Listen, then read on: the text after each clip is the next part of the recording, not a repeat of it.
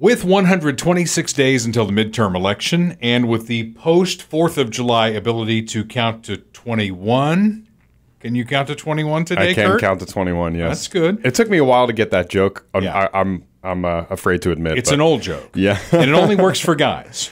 Think about that. We're going to review a violent Independence Day weekend in America. We close out the SCOTUS term with two decisions that made people on both sides mad. And where does the economy stand with the first half of 2022 in the books? We'll discuss all of that and take a peek at 2024 as well on this episode of Dale Carter's America.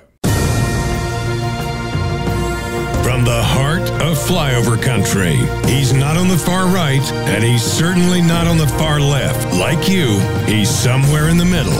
This is Dale Carter's America. With Kurt Wheeler, I'm Dale Carter, and we have all kinds of stuff to talk about from the violent 4th of July weekend. I mean, Kurt, I have story after story of violence, gunfire in America, big cities under siege. But obviously, the big headline comes out of Highland Park, Illinois, and the shooting at the parade up there. Yeah. I think 6 people dead, something like that. Yeah, and a couple of dozen taken to hospitals. Just a terrible story. But again, another one of those where you've got a young guy who, as we know, alleged shooter is in custody. And he put out a manifesto, a video of everything of why he felt like he had to do this. Somebody had to see this coming. Yeah. I mean, there was, from what people were saying, his uncle was interviewed and other people that said, he was a problem. And he was apparently a rapper or something like that. He had music videos up on YouTube. I don't know. I mean, if that in itself is necessarily a warning sign. But what's kind of sad to see for me is, on both sides of the political spectrum, it seems like everyone just immediately wants to find like a political motive so they can paint the other side as, the culprit. And it's sad that we've come to that place in America where we're just immediately going to that place after a shooting. It's unfortunate. We've talked about gun violence a lot in the short history of this podcast. And, I'm going to stand by what I think. I think if you commit a crime with a gun, which obviously this kid did, he doesn't come outside of a hole for the rest of his life. Mm-hmm. That's it. And if we get through a generation of people who see that this is the outcome, that you don't do your dime and go back on the street with street cred or whatever the hell they say, you're going to be in a hole and you're never coming out. I don't care whether you're black, white, brown, orange, fruit striped. I really don't care. You're going into a hole and you're never coming out. We get through a generation like that and we'll put a big dent in this. This won't be an everyday occurrence in America. Yeah, I hope so. And I mean, he killed 6 people, so I don't think he's going to be getting out anytime soon. But will he? Well, I don't know. I don't know either. Are they going to plea bargain him down and give him the opportunity? Is it a death penalty case? I don't even know anymore. But when you commit a crime with a gun, you need to go away. No ifs, ands, or buts. It's not the gun that committed the crime. They can pass whatever legislation they want to. We're going to get into all that. Sorry about that. We're going to get into all that here later on in the episode, but it torques me, when you get all these politicians coming out saying what they're saying. Speaking of politicians, the Pharaoh is back in the news. Did you see that the city is going to pay for abortion travel for city employees? I did see that, yeah. Eric Schmidt, the attorney general in Missouri, is suing over it. And, of course, the mayor's making fun of him for doing that. But here again, this is where me, as a taxpayer of Kansas City, Missouri, they get in there and they steal my 1% out of my paycheck, and I have no opportunity to vote these people out of office. They make this decision, and I have no recourse. Now, I was so fired up when this happened. I was ready to do a class action suit on behalf of all of us who live outside of Kansas City, who get our money stolen from us, taxation without representation. And my wife, who is a tax expert, first she told me to simmer down, and then she explained to me that if the radio station was in Kansas, I would have to pay state income tax to Kansas, and I have no representation there. Yeah. I mean, so it did get me to calm down a little bit, but I'm still pissed. But you're right. I mean, you're not being represented in what's being decided. And in this case, I mean, it wasn't even put up for a vote, right? It was just a decision that was made by the mayor, by the council, by the council or whoever. And I mean, I think the reason for that is that if they put it up to a vote, it might not be as popular as people think that it is, you know, to have taxpayer funding for people to go out of state or wherever to get an abortion. And, you know, we have a vocal minority. We had a big protest yesterday in Kansas City, a big abortion protest. We put a picture up on the website. We have some video clips. My body, my choice. Their body, their choice. My body, my choice. Their body, their choice. My body, my choice. Their body, their choice. My body, my choice. Really, it's a vocal minority. And the main thing that I saw when I saw some of the footage from yesterday is like, why aren't conservatives doing that? Like, why aren't people, more patriotic Americans, you know, like marching, having big rallies? You know, we need to make our voices heard too. If there's one thing that the left is very good at, it's organizing and making a lot of noise. So we should be doing the same thing. They certainly are.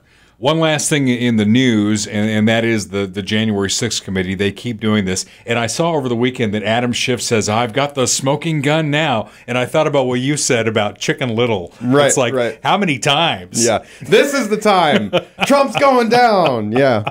Well, as long as he keeps getting invited back on CNN, he'll always have that next thing, you know, that's going to break the mold. And I think that this happened after we recorded the podcast last week. So if it's a repeat, forgive me for that.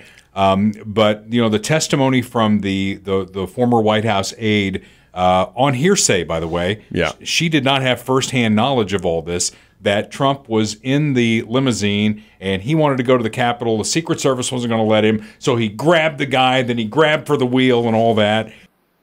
The president said something to the effect of, I'm the effing president, take me up to the Capitol now. To which Bobby responded, sir, we have to go back to the West Wing. The president reached up towards the front of the vehicle to grab at the steering wheel.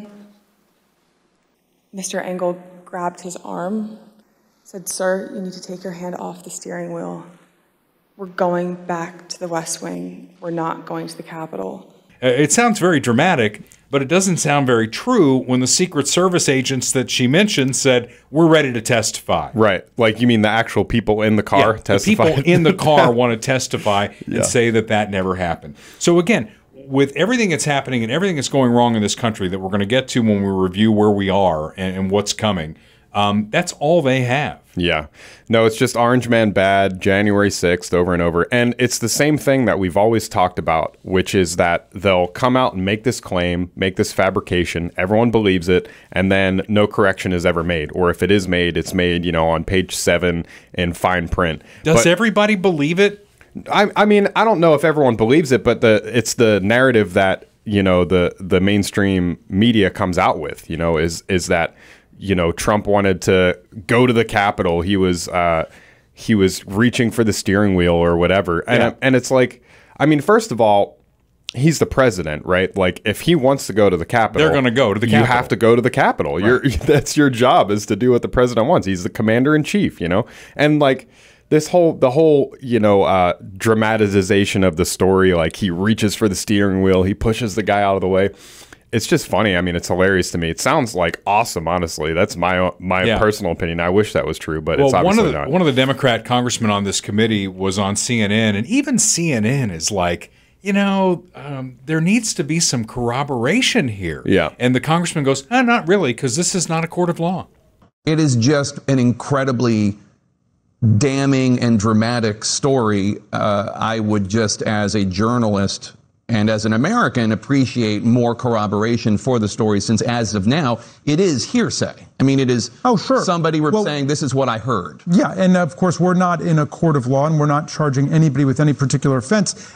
Right. And neither was a court of law the confirmation hearing of Brett Kavanaugh, where we had a very similar thing where one woman comes out, makes ridiculous claims, and then that's the narrative that they go with moving forward. To this day, people still think that Brett Kavanaugh is a serial rapist, you know, a terrible person based on no evidence whatsoever. So that's just, it's the playbook, you know, that they keep going back to, is just bring forth these baseless accusations and then, you know, the truth be damned. The truth will come out, but it doesn't make the front page of the news like the initial accusation does. No.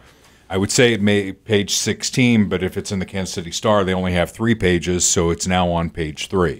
Want to thank Bob Watson, one of our fine sponsors here of the podcast, Blue Springs local State Farm agent for 5 decades. Hopefully, all of his people who are insured, I know I did, came through the 4th of July with our roofs intact. Yes. And I have a wood roof, so I get nervous about stuff like that on 4th of July. Yeah, they were blasting off like right in front of my house last night. So it was thankfully they stopped. I mean, maybe not at a reasonable hour for you because you go to bed at like 3 p.m. or whatever. I didn't hear anything. You know what I do on Sunday night or Monday night, as the case may be with a holiday? I pop an Ambien once a week. And I am out like a light. Right. You know, I think one time I did that and we had like tornado warnings or whatever. And Jennifer's like waking me up going, better get up. We got to go to the basement. And I'm like, let me know if a tree hits the house. Then I'll get up and go down there. Bob didn't hear that, by the way. Bob Watson, 7th and Main in Blue Springs, 816-229-7878. Auto, home, life, commercial insurance, boats if you're going to be out on the lake. Licensed in Missouri and Kansas, a great guy. Many of you got to meet him at our live event at Funhouse Pizza. Just a fantastic guy, and we are honored to have him on our podcast. Now, speaking of Funhouse Pizza, Jim Dingman sent me a note. I don't have all the details on this, but Jim is going to give away front row George Strait tickets when George is at Arrowhead Stadium on July 30th. Now, Jim will, by the next podcast, give me all the details on that. But in the meantime, if you're going to go have lunch or dinner at Funhouse Pizza, Lee Summit or Blue Springs, ask about it. Say, where do I register for the George Strait tickets? Right. Yeah. And tell them that we sent you. So then if he's not giving away George Strait tickets, he knows who to get pissed off at. And I will be honest with you, I've never had Funhouse Pizza until the event that we had there. It is really good. Yeah. I've had it a couple times before, but yeah, it's a good pizza. They have tons of toppings too. Like the choices for toppings are like endless. Yeah. And then, you get into the whole pineapple on pizza thing. Does pineapple go on pizza? Does pineapple not go on pizza? What do you think? I don't really care, to be honest, but people... You would eat it? I'm kind of a basic guy when it comes to pizza. I am too. I like pepperoni, cheese, maybe sausage occasionally. I love the meat, man. Get me all the meat on there. Yeah. Any veggies... I'm out on that deal. But really, I'm a pepperoni guy. Like, can't go wrong with a good pepperoni pizza. We got to get through this podcast because now I'm hungry. I know. We move on to the gun violence that continues. And like I told you coming into this, I've got scads and scads. We could talk about everything that happened over the weekend. Highland Park, Illinois are you familiar with the Chicagoland area? Not really, no. It's on the North Shore. An area that has been immune to all this stuff. Right. When we talk about Chicago, we talk about the south side of Chicago, and going into the weekend, there was a mass shooting, 5 males exiting a business in the Loop, which is the downtown area, and somebody started firing at them. All 5 were in the hospital. 2 of them died. The other 3 were in good condition. So that happened at the Loop area of Chicago. So Chicago is divided south to north, much like Kansas City is. South side has always been seen as the violent part of town. Right. And that's where the bulk of these black-on-black shootings are happening that nobody wants to talk about. Right. President doesn't want to talk about it. Harris doesn't want to talk about it. But this happened in the Loop going into the weekend. And then Highland Park is a northern suburb of Chicago. And now all of a sudden, the president's all over it. The vice president's going to Chicago. She's going to be with the victims. What about all the victims on the south side? Yeah, it's almost like it's white supremacy or something like that. You would think. Then you've got eastern Kentucky, where 3 officers dead, 2 more in the hospital. And really, I went through the list, Kurt, and every major city. There was Philadelphia, too. I don't know if you saw that one from last night. I did see that one. Kansas City, I've got a blank sheet in here. Kansas City was on that list as well. It's like all of the usual suspects were heard from with what's going on with gun violence here. And then I started wondering, what about this new gun legislation? They just passed it. I mean, they patted themselves on the back and they said... Is it actually passed? Biden I think signed so. it? Biden signed it. Okay. I mean, it went through both houses. I'm assuming he signed it because it went through both houses. And Dick Durbin, he mentioned it. Dick Durbin in Illinois mentioned the fact that that's been passed. And he says we need to go further, though, because they always do. Well, it's never going to be enough. I mean, it's never going to be enough to satiate the agenda. But, it's not going to solve the problem. And I mean, I'm sure that part of Chicago has, I mean, if it's part of Chicago, they have as strict gun laws as you know, the main part of Chicago does. And Illinois in general has very strict gun laws. Philadelphia, my hometown, has very strict gun laws. And there's crazy video. I mean, I'll drop the clip here, but there's crazy video of last night at the 4th of July parade. Someone started shooting, and there's just like hordes of people running away, and there's fireworks going off in the background, and it's like, it looks like a war scene. I mean, it's just crazy. What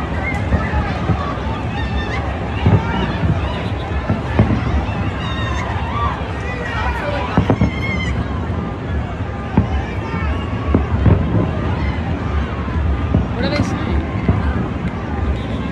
You know, the fact that this is happening in our cities, I mean, something has to be done about it. I think everyone agrees on that. Everyone agrees that something needs to be done, but we're just talking like in totally different directions, you know?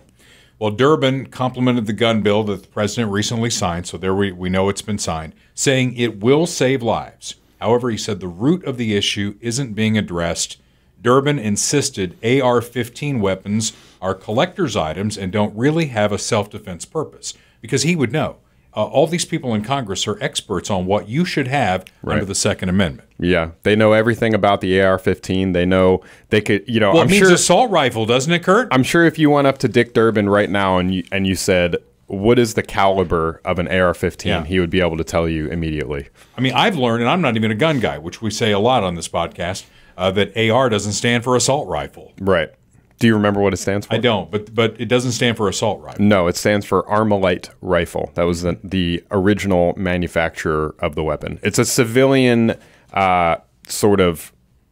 civilian variant of the M4, like that was used in Vietnam and stuff like that. That's where it came from. But the difference being that it's semi-automatic, meaning it's a single shot, you know, much like a 22 Browning rifle would be. I mean, basically like 90% of modern firearms are semi-automatic. That includes pistols. I mean, you have semi-automatic shotguns, you have semi-automatic rifles of every caliber. Yeah. You know, so this would fall into that category. But, you know, to your point about language and how they control the language, when they say something like AR-15, right, it sounds like, you know, a bazooka, right? Right. When they say semi-automatic, you know, the brain goes to, my God, that must be do-do-do-do-do-do. Yeah. And it's not. Yeah. And you see it all the time. I mean, I saw it when I went to the gun control protests in Kansas City, that people just throw around these terms and they don't really know what they're talking about. And other things have been done on this where, you know, somebody will set up a table and they'll set up like a bunch of different guns on a table, and people will come up and they'll be like, which gun is the most dangerous? We noticed a distinct trend. If the rifle was metal and wood, people were fine with it. If it was black and tactical looking, they wanted it banned. This one's a personal favorite of mine. It mixes up a lot of people because it's a lever action, but you can fit 13 rounds of .357 in there. And you're getting close to AK-47 ballistics. How fast can you fire it? This fast. And nobody can tell you because, you know, it depends on the caliber, it depends on the function, it depends on, you know, the type of ammunition that you're using. I mean, all different kinds of factors. But then it also just kind of talks past the actual purpose of the Second Amendment, which is self-defense, which is defense against tyranny and all these things. I mean, if somebody is going to be attacking me with an AR-15, why should I not have an AR-15 to defend myself? I mean, it's just that simple, you know? I mean, you should be able to have the same firepower as anyone that's coming after you, whether it be, you know, somebody foreign or domestic. Right. Well, you know, what the left would tell you is the Second Amendment is about hunting, which is not true. That's just BS. You know, yeah. And I posted a picture. A friend of mine put it up. I put it up on the podcast page, so you may have already seen it, about the Constitution. You know, it really needs to be read. If they want to rewrite the Constitution, no, you need to reread it. Right. Because it's all in there. Right. You know, and when we get into the whole discussion on SCOTUS and where we are on that, I mean, you know, the Constitution is brilliant. The men who put that thing together were brilliant. They set up this tripart government, and then they put, and it's a living document. So if it needs to be changed throughout time, and it has been changed throughout time, 27 times as a matter of fact, sometimes they've changed it incorrectly, and had to go back and rechange it. Right. Prohibition, a great example of that. But there's no need to rewrite the thing. Yeah. It's all right there. It's beautiful in what it establishes and what it covers, and it's also beautiful in what it doesn't cover and what it omits. I mean, the 10th Amendment is all-encompassing. Yes. Anything that doesn't fall within the Constitution is left to the states or to the people. That's why we have Roe v. Wade being overturned. That's why, we have talks of other things being overturned, because it's not within the purview of the federal government unless they want to propose an amendment to the Constitution. It's not in there. You Right. can't find it in there. So, well, Barack Obama famously called it, a litany of negative rights because it protects you and me, right? It's everything the government can't do to you. Right, exactly. And that's why the left hates it. They hate the Constitution, yet they raise their right hand and swear to uphold it. And they must have their other hand behind their back with fingers crossed, because that's exactly what they're doing. I put this note in here when we had Mark McCloskey on, who's running for the Senate in Missouri. He said something that has really resonated with me. He's like, the problem that we have in Congress is the left will run 30 steps to the left. And then Mitch McConnell and the K Street Republicans will say, we're not doing that. They'll go 29 steps to the left. And that's where we end up. Until the next time when the left will go 30 more steps to the left. Yeah. I'm gesturing with my right hand, which makes no sense if you're watching this on YouTube. Right. It should be this way, right? Yeah. But then I'll smack the mic again. But that's so true. Yeah, it's very true. And, we need more courageous conservative leadership in Congress. I feel like that's the main body that is really just kind of gone by the wayside. We see the court stepping up in recent weeks. We had President Trump, who stepped up in a big way in the executive branch, but in Congress, it's just weak leadership in Congress for decades and decades and decades. And they've ceded all of their power, as we talk about so many times. They've ceded all their power to the executive branch, primarily, and then to the judicial branch through things like Roe v. Wade, Obergefell, and other decisions. And so we hope that people like Mark McCloskey and others who are running this term and in the future, will get some courage and make some changes, because right now it's not looking good at all. We're going to be talking in the weeks to come here to a guy who's running against Sam Graves, who I consider a friend.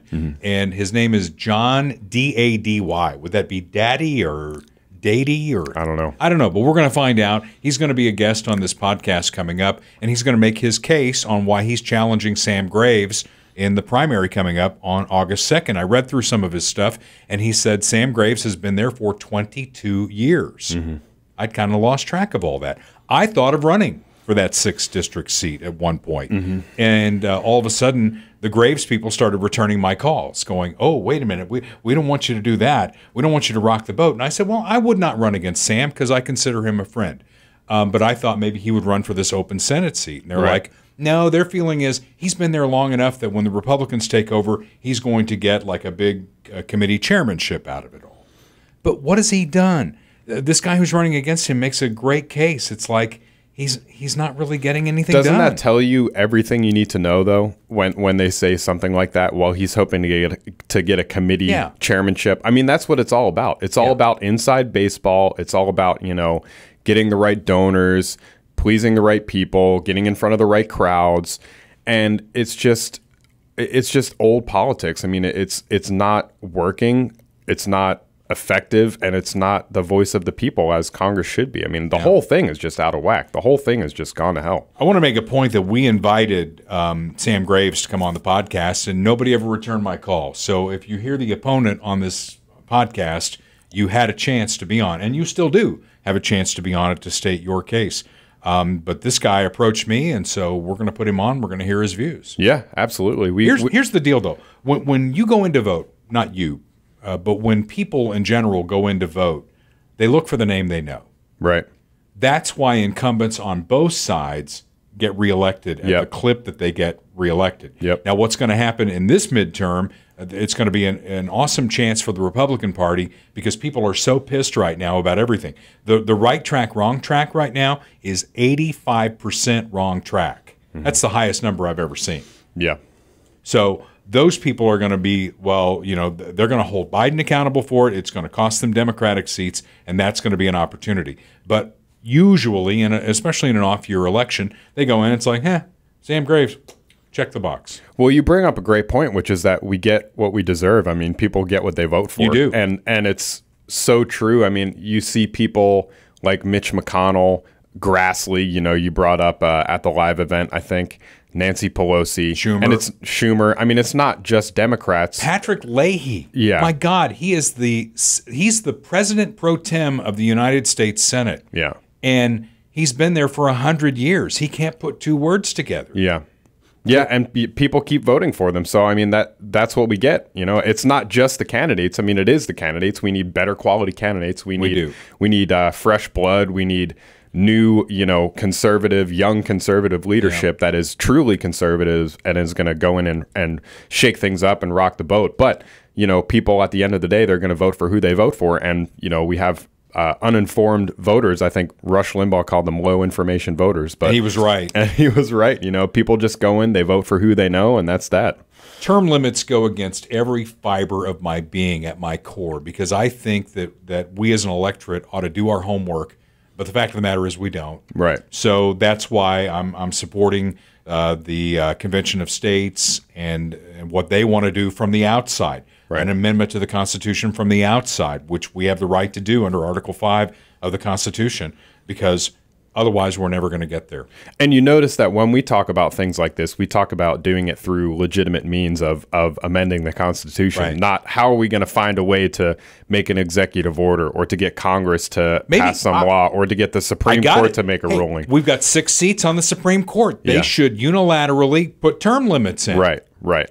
That's what we ought to do. And we ought to protest in front of their houses until they do it. Damn, Kurt, sometimes on this podcast we just stumble into it. Yeah, yeah. Well, I mean, maybe that's it's kind of the blessing and the curse of the conservative movement, right? In a way, it's like we do things by the book. We Try to follow the rules. We know how the government operates. We know the legitimate means of influencing and making change. And that's a blessing because we're not doing things illegitimately, but it's also a curse because our opposition is doing things by whatever means necessary, Yeah. And then as far as the term limits thing, one more thing on that. I mean, I hear your point that it shouldn't be necessary, but like you said, it is necessary. And then also, if you just think back to like the founding period of our country, this whole idea of like career politicians, of people that basically move to Washington, D.C., live in D.C., that becomes their main job. All of their income stems from, them being a congressman. They have their income from Congress. They have their political donations. They get money for speeches. They get money for guest appearances, for book deals. That was never in the cards. So I think that, from their perspective, they would support term limits as well for that reason, because the whole idea of what a congressman is supposed to be has been totally bastardized. Well, and that's true. And we've talked about that before. And what we know and why Convention of States is so important, using the people's power through Article 5, is Congress is never going to do that. No. They're never going to put an amendment on the floor that says, hey, we should have our terms limited. Yeah, look at the Senate. There's probably like 3 or 4 senators that would vote for term limits right now. Right. And they're all Republicans. They are. But, you have 40... I can only think of 6 2. Republicans maybe or whatever. Holly might vote for it. Cruz would probably vote for it. And Mike Lee would probably vote for it. Mike Lee. Who else? Maybe Ted Cruz. Maybe Holly. Yeah. But that's about it. Rand Paul? Rand Paul would, yeah, for sure. Yeah. A couple of other things under the gun umbrella, if you will. New York State taking another shot at stricter carry laws, because they were found unconstitutional. Right. So instead of licking their wounds and saying, okay, let's figure out why people are doing bad things, they're going to come at it again with another one. It's going to go up the flagpole, and it's also going to be unconstitutional. Yeah, and it's something about you have to show your social media history or something Isn't that like crazy? that. What kind of Orwellian clown world, like banana republic dictatorship, Who decides that? Surveillance state BS is that? Oh my, you went to Trump's new Truth Social. Yeah. You can't have a gun. Yeah. You posted a Fauci meme on Facebook. We're going to take your guns away. Give me a freaking break. Yeah. Come and take them. That's what I have to say. A little chilling, if you think about it. And then another thing under guns, West Hollywood, big spike in crime. So how does West Hollywood, California deal with a big spike in crime? Did you see the story? No, I didn't. Yeah. They defunded the sheriff's department, and now they're going to go with unarmed ambassadors. Oh, great. Now, if you're a criminal, man, it's like, all right. What do you think that's going to do to their crime wave? You know, maybe they'll just like replace them with like literal Muppets or like, you know, like mascots, like Disney World characters, you know, hey guys, stop shooting each other. That's how they're going to solve the crime. That may be the best one you've ever done. That may eclipse your Donald Trump. So the SCOTUS term has wrapped. Illegal demonstrations outside the homes of justices continue after Roe versus Wade was overturned. The federal government won't do anything. Justice Department won't do a damn thing. So the Supreme Court marshals now have asked for Maryland and Virginia to do what the federal government won't, and that's enforce the law. And they're starting to do that. How sad is that a third arm of the government has to go to state authorities in order to protect the justices of the Supreme Court? Now, the court martial, I'm a little foggy on this, but that's the security, almost like the Capitol Police. Right. They have marshals at the Supreme Court. Right. But they don't have a lot of power either. Right. I was going to say it sounds like they don't have enough manpower to actually do the security themselves, like full time for all of these justices. Right. So they're reaching out to the states of Maryland and Virginia, and both states are complying and trying to put an end to all of this. So hopefully that's going to happen. Because, you know, you pointed out earlier that we as conservatives, we follow the rules. Yeah. If we weren't going to follow the rules, I mean, we'd start doxing Elena Kagan, right? You know, Sonia Sotomayor, right? And the new one, Justice Jackson. We would you know, dox her. We're not going to do that. No, and we shouldn't do that. But what I was saying earlier, you know, about the protest yesterday, we should be doing more. I mean, we're conservatives are very sort of introverted, like politically. You know, we kind of keep to ourselves. We'll talk to people, you know, maybe post on Facebook or whatever, but we're not organizing in the same way that the left is. And I think it's about time that we start doing that. You know, where that comes from, how that starts, who knows? I mean, we did see that to some extent during the whole Tea Party movement. We had big protests in DC and major cities, but even like during COVID, you know, I mean, we had some stuff. We had the big trucker protests in Canada. We had protests individually, you know, in certain major cities. But I mean, given the amount of oppression that was happening and squelching of people's rights to live their lives, you'd think it would have been a lot more. So, yeah, we shouldn't be doxing Supreme Court justices. No. We shouldn't be doing anything illegal, but we should be doing more to make our voices heard, I think. You mentioned the abortion protest that happened on the plaza in Kansas City, and you put up a picture, and I love it. What it shows to me is our education system is lacking because, you know, the grammar on her sign and the spelling on her sign. Not too good. Not too good. But, you know, they were out there in the heat and they're protesting. And, you know, what they talk about with the Roe decision, what really gets to me is they say, well, this is the biggest assault on our democracy that we have ever had. And I think you and I, the way we would look at it is it upholds our democracy.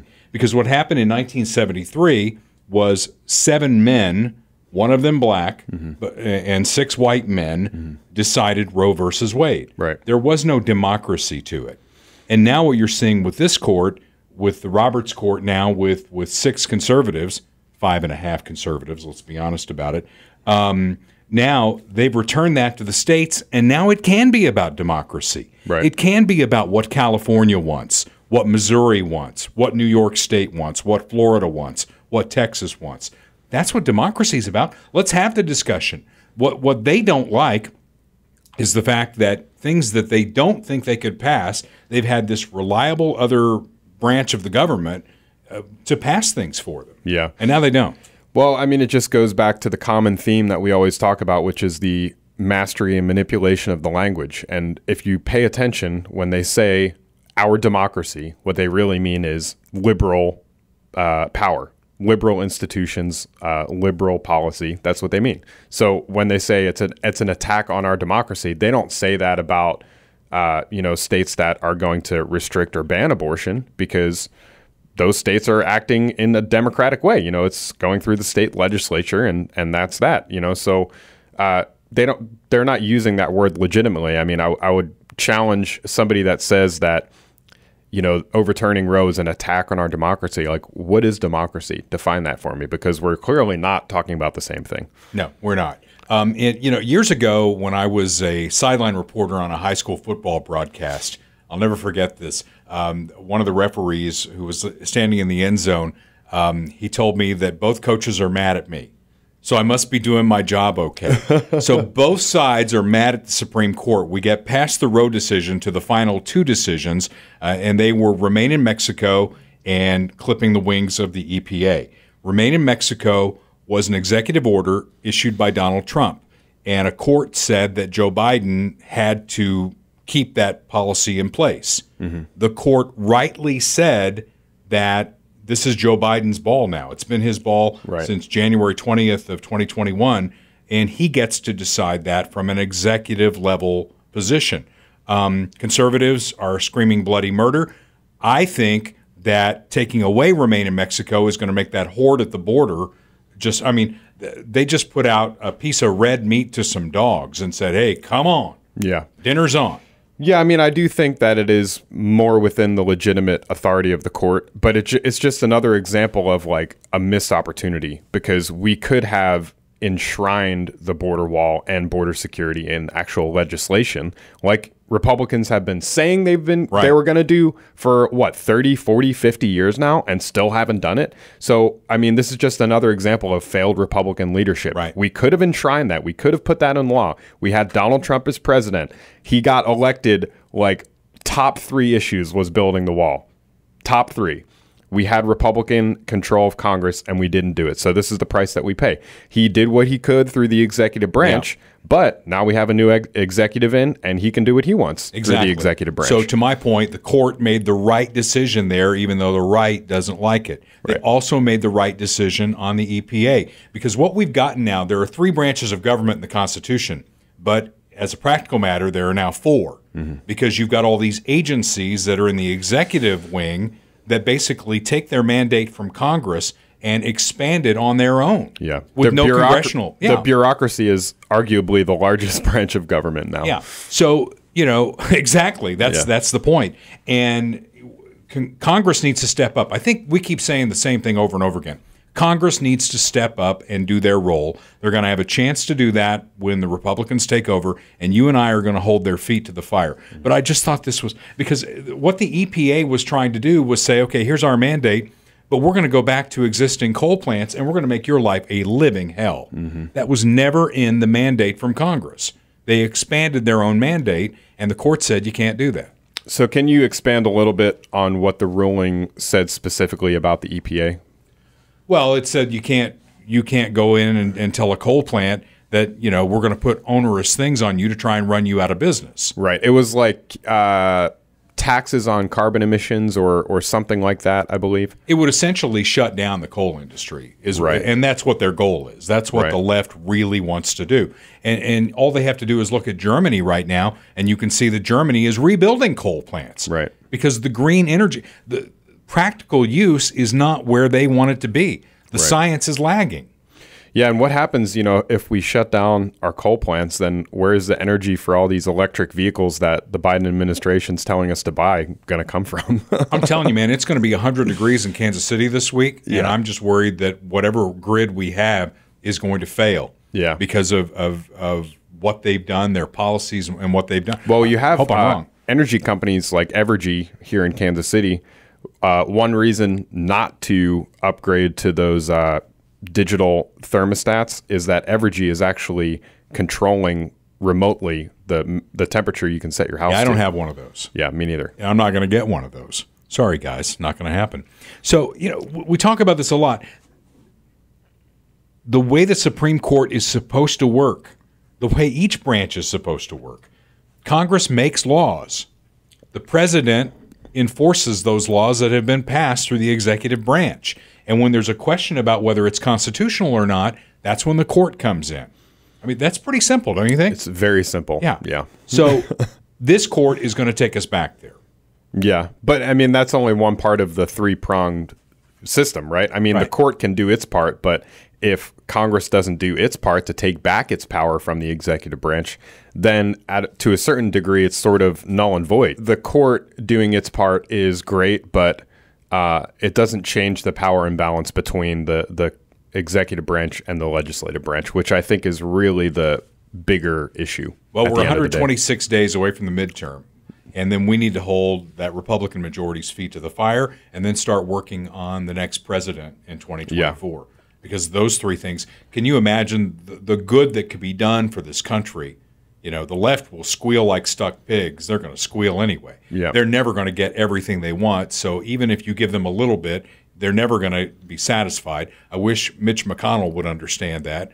You know, I wish Kevin McCarthy would understand that, and hopefully new leadership will understand that.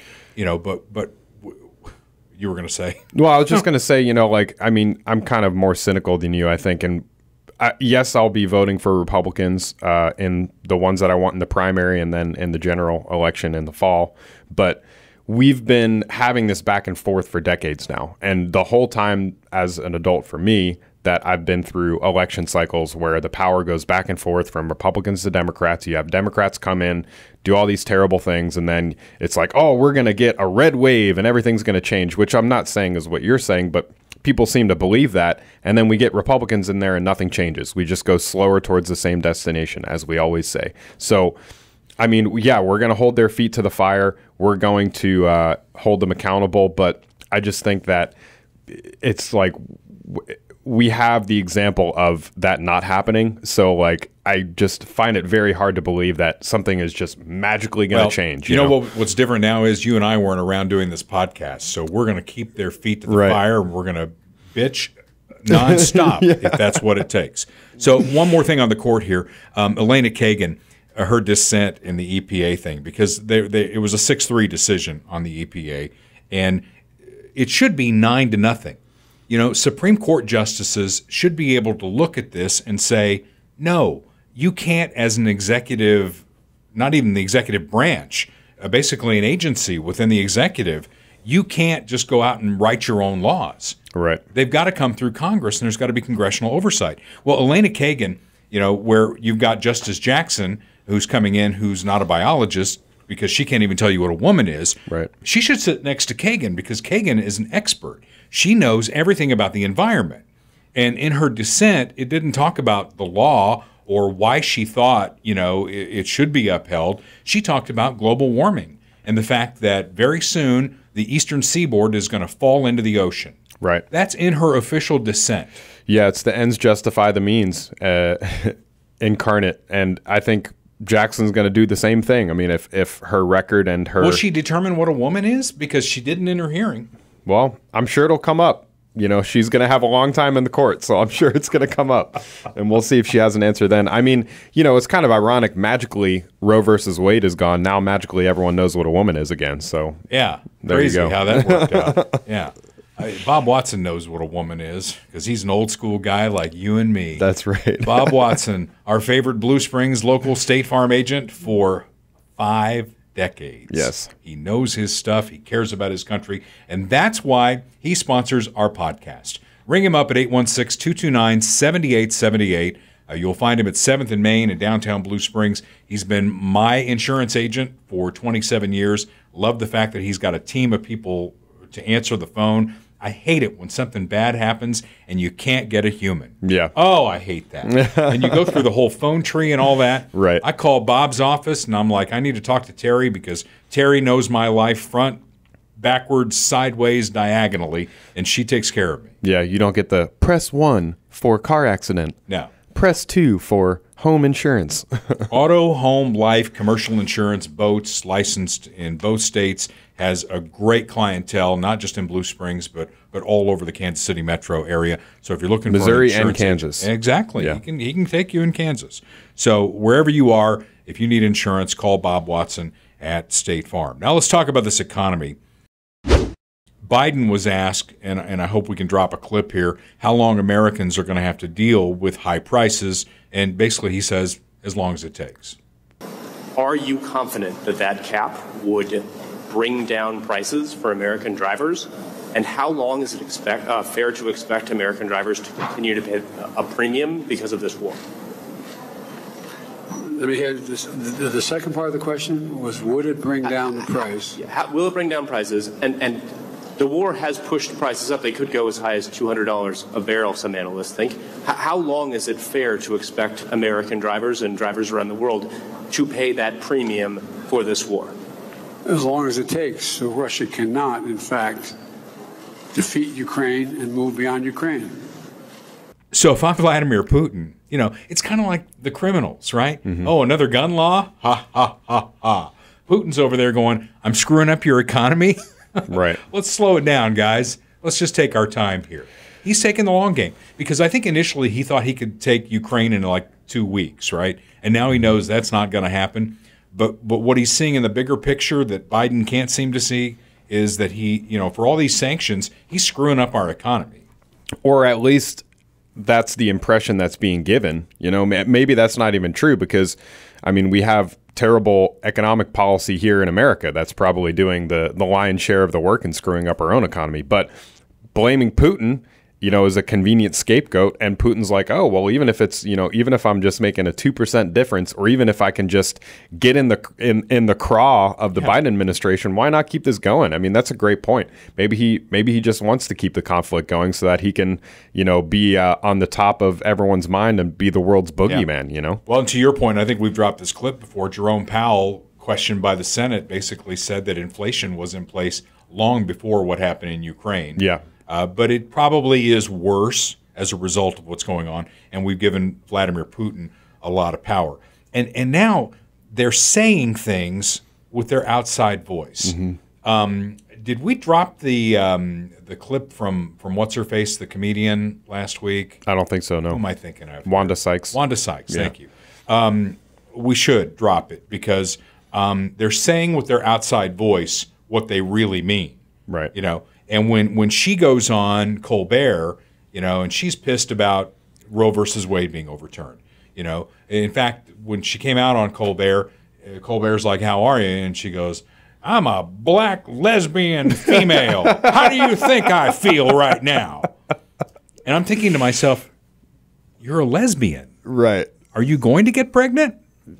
Well, she has a kid apparently. So. Yeah, well, she can adopt. Okay, yeah. I guess I shouldn't. I'm not going to ding her on that. But what I will ding her on is the fact that she says that we, you and me, who live in the middle of this country, we are the problem. How you doing? I'm a black gay woman and I have a daughter, so I'm not doing so well right now. The problem is that middle stuff. It's those states in the middle, that red stuff. Mm-hmm. Why do they get to tell us what to do when the majority of us live out, you know, New York, California, and we're paying for all this crap, really? I mean, right? Yeah, we're footing the bill. Well, that's the union. It's supposed to be representative democracy, but it turns out to be minority rule right now. So we're the problem.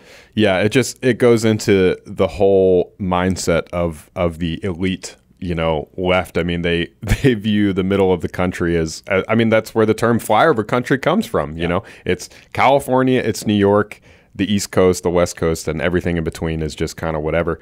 And that's not the first time that anyone has said something like that, and it won't be the last time, but it's just totally ignorant of the majority of Americans. So I feel sorry for her, but not really that sorry because she put herself in that situation. And now you've got Biden's economic advisor saying that this is all part of the liberal new world order. They're saying that with their outside voice. Yeah. They say that this could be a long war measured in years. And I think everybody understands why this is happening. But is it sustainable? What do you say to those families who say, listen, we can't afford to pay $4.85 a gallon for months, if not years. This is just not sustainable.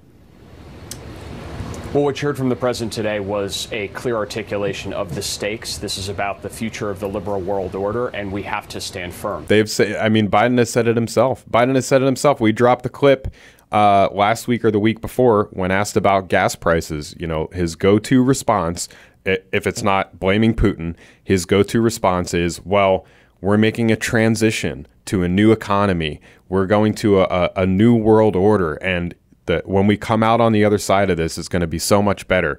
And like you said, they're not hiding the ball anymore. They want global governance. They want to outsource American sovereignty to the UN and to the WHO and to global energy policy. and they want to punish the old way of living. They want to punish American conservatives. They want to punish the traditional way of gaining energy.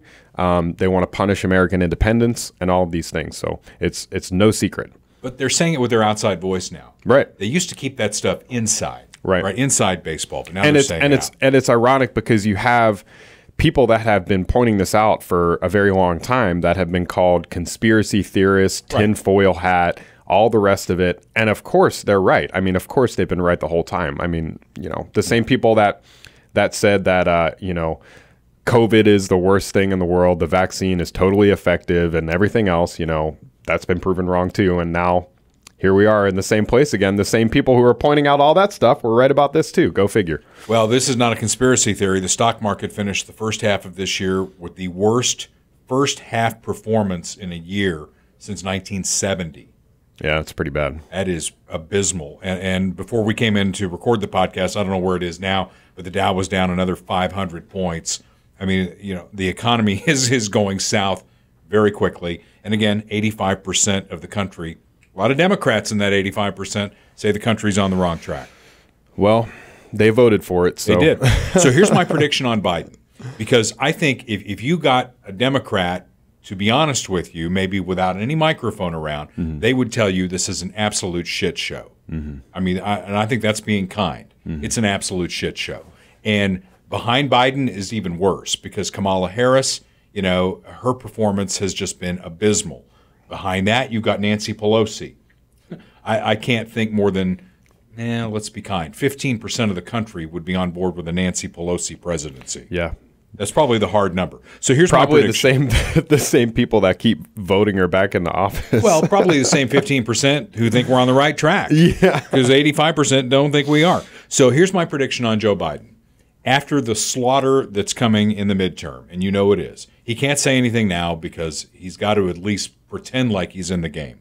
I think after the midterm, he announces he's not going to run for re-election. Yeah. And if he doesn't, here's the other shoe. If he doesn't announce he's not running for re-election, then you'll see the Democrats pushing him out of the way even further than they are. I think he's probably not going to run for re-election, but I think he's probably going to push off that decision as long as possible because they don't want to, you know, put the cart ahead of the horse. They want to legitimize his presidency as much as possible because the opinion and the perception of the vast majority of Americans at this point is that the guy has no idea where he is, no idea what he's doing. He's totally out of it. And so I think they want to push that off as long as possible, you know, and that decision will be made at some point, but I don't think it's going to be made into a big announcement or anything like that. Well, here's the other card that I would play on that.